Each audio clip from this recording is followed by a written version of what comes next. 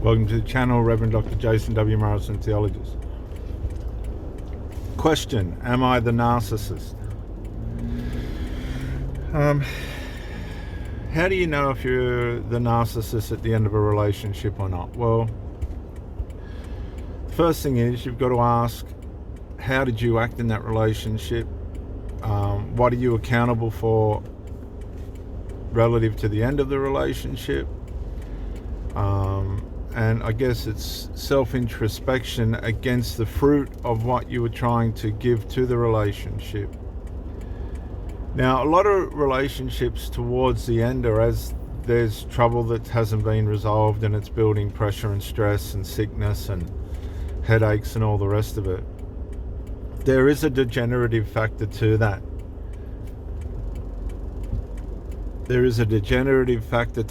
And that is things do start to decline attitudinally,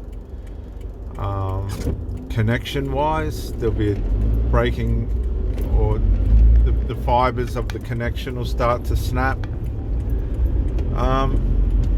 and certain forms of behavior will change as you sense it's coming to a close. Now, how do you know if you're the narcissist? It comes down to the way you were behaving before the unresolved began to diminish the relationship. What were your motives? Were you manipulative? Were you controlling? Were you trying to force that person into doing something? Or were you just trying to have a give, take, care and share relationship? You'll find the narcissist is the one that's caused the unresolved. And that can be somebody outside the relationship as well, closely connected to one of the partners, that's brought in aggravation.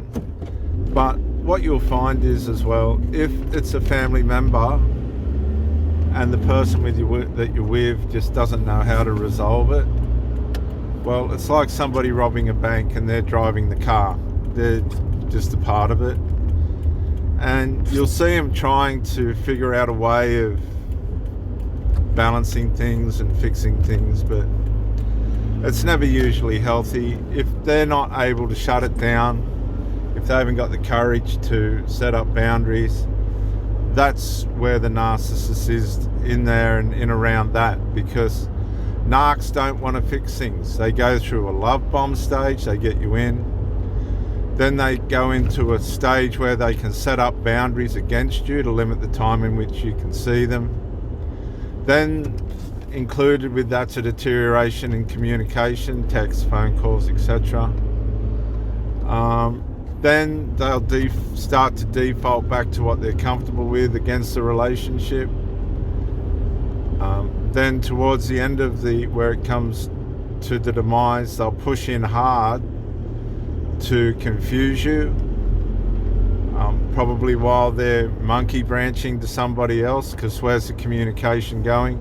Meanwhile, the unresolved's still not resolved and running hot in the background. They might make up some kind of reason and way in which they've justified to bring about resolve, but it won't be right and it will be out of order. And at the time of discard, they'll probably blame you for all the problems. That's the narcissistic side. That's the dark empath side. So if that was you, yeah, you've got some issues. If it wasn't you and you had the headaches, then find some relief, find some peace. The narcissist is the one, whether they want to doll it up or dress it up or not, that is causing the trouble, that's not fixing the trouble, that's projecting the problem onto the other person, trying to defeminize or demasculinize that person. And 9 times out of 10, these problems could have been fixed in 5 minutes with some maturity and understanding. But you're dealing with personalities that are pedestalized. They don't know really what it's like to be chastened. They're being probably shielded from, the real side of life. They get jealous and upset when people are doing better than what they are. And if that's not you, then you're not the narcissist. It's as simple as that. A lot of people are waking up to all this now, all the different dark empath strategies that people have coming out of their human nature to try and condition people to within their relationships. But let them go. Look, honestly, if people want to allow dysfunction to fester, go to where the sun's shining, where the sun's clear. You'll be healed in a month or 2, 3, maybe at the most.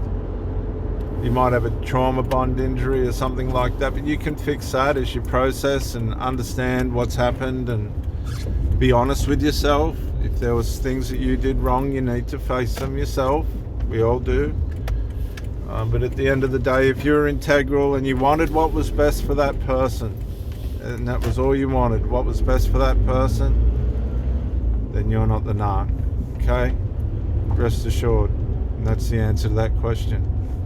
If you wanted what was best for that person and you were prepared to do everything you could to play that part, and everything seemed to come against you, things just wouldn't go smooth, there was reasons for this, reasons for that, you're not the narc.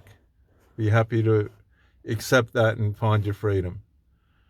At least you're not the dysfunctional one anyway. Bye for now.